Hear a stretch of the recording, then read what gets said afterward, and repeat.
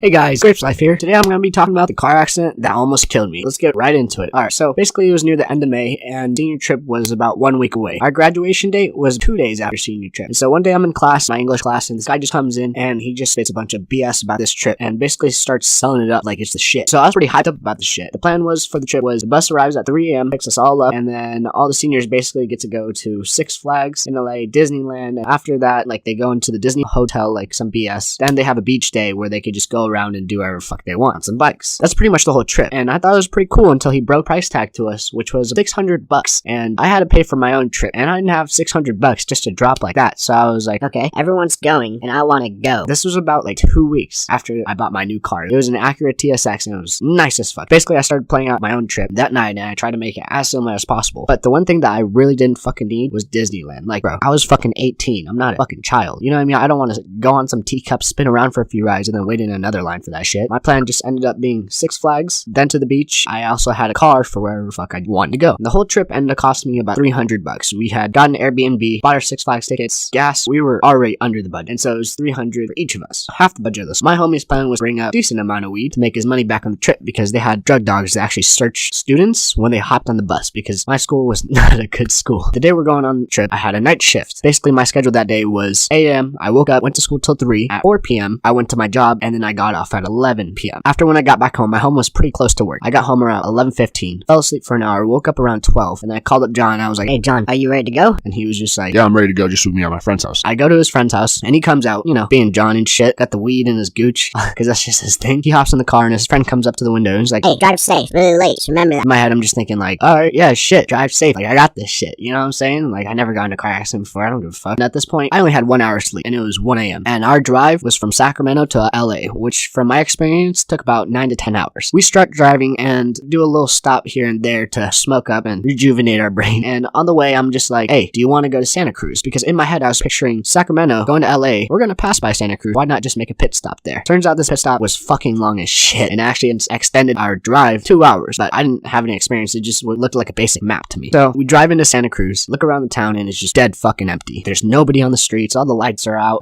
Every store is fucking closed, and it was like 4 a.m. Possibly we get into Santa Cruz, and all we do is just go straight to the boardwalk. That's all we do. Go to the boardwalk, drive and not even get out of the car. We just drive to the boardwalk, go past it, acknowledge that that is the boardwalk and this is Santa Cruz, and then went out. Just like that. That's all we did. On the way out, I'm like, alright, I need gas. We stopped in the gas station, and I tell John, hey, I'm gonna take an hour now. Is that cool with you? And he's just like, yeah, okay, sure. And you guys gotta remember, it's just me and John on this trip. 1 hour actually turned into 2 hours because I was tired as shit, and he was tired as shit. We start driving at 6 a.m. now. I drive, and I get on this windy ass road. Super windy. It was like a 1-lane road. And I start zooming around these turns 60, 70 miles per hour just to stay awake because driving fast gives me like a big adrenaline rush, and I pay attention more when I'm driving fast, which sounds weird. Kind of bad. Really bad. Then a semi-truck comes in. He's basically in front of me. I catch up to him. And this guy is going 50, 40, something like that. And so I slow down to 35 to 40 miles per hour. And I was just like, this is not good. I just start going slower and slower, and the truck is still in front of me. It's pissing me off. A few minutes later, my eyes get super heavy. It's almost like there was a tiny person on my cheeks, and this motherfucker was like pulling down on my eyelids like a little bitch. My homie John was asleep, so I didn't want to wake him up and let him know that, oh shit, I'm actually getting tired. Yeah, he was asleep. He was reclined all the way back in his seat. I take one blink. It was almost as if I teleported like 5 fucking feet from where my car was before. I blink again, and this time, my eyes don't open. I fall into like a quick little nap, which is very bad when you're in the fucking road. My hands are still on the steering wheel, but my eyes aren't open, and all of a sudden, I just feel the wheel start shaking. Right, left, right, left. And I'm like, fuck. I open up my eyes, and all I see is tall, dry grass all around my car. Yeah, every window that I looked through, it was just grass. I couldn't see jack shit. It took me only 1 second to turn the wheel, and my thinking was that, okay, I remember seeing grass on the left side of the road. I remember seeing a cliffside on the right side of the road, so if we're in the grass, I probably gotta turn my wheel right to get back on the road. This was all out of adrenaline, and I ended up jolting the wheel right, and so all of a sudden I just see the ground just start turning slowly. And at this point, I remember the ground, to me, through the window, was basically vertical, and I was like, fuck, we're actually rolling right now. So the first roll comes, immediately the left side of my head just smacks into the driver's side window, and this basically knocks me out. It was weird because I could feel my whole body, and I could think, but my eyes couldn't open, and I had no control of my body. It was almost as if I was limp. The second roll comes, I just hear crunch on the roof. Third roll comes, and this time I feel my arm touch something outside, and it turns out it went through the fucking sunroof, and that was what I was feeling. Luckily, the momentum of the car, as it was going down, sucked my arm back in. Third roll comes, and this one just knocks me out. Probably hit my window again, either that or the ground, but I hit something, and so it knocks me out. The fourth roll comes, and I didn't even know there was a fourth roll because like I was blacked out, and the car ends up settling upside down, so it ends up rolling 4.5 times total. So basically, I'm just dangling upside down lifeless, my fingertips touching the roof, and I could just feel blood dripping from the back of my head, and it was just going straight down onto the roof of my car because my car was upside down. And then all I could think about was just my homie John, who I might have actually just fucking killed. And at this point, I was just cool to die because, like, fuck, I don't want to do that to one of my friends. Then all of a sudden, I feel hands just scrambling all over my chest, and I feel the hands like pulling on my seatbelt, all this shit, and then all of a sudden I hear a click and my whole body just dumps like a limp ragdoll into the roof. And then I hear someone say, "Zane, Zane, Zane." I tried to talk, but I couldn't respond, and my left eye was completely swollen shut due to my head smacking the shit out of the window. And so I basically just couldn't respond to the dude. I just feel someone get under my armpits with their two hands, and they yank me out of the car and start dragging me out of the window. I look up at the somebody dragging me away from my upside down car, which I was looking at as he was dragging me away. As I was looking at my car, it started to catch on fire because there was engine oil everywhere in the fucking car. The car was so fucked. He lays me down, and I look up at his face, and it turns out it's John, and I just black out again. And this was because I was concussed. And so I don't know how long it was, but when I woke up, I lifted up my body, looked at John, and I just said, Hey, you good? and he said, Yeah, but I'm mad at you though.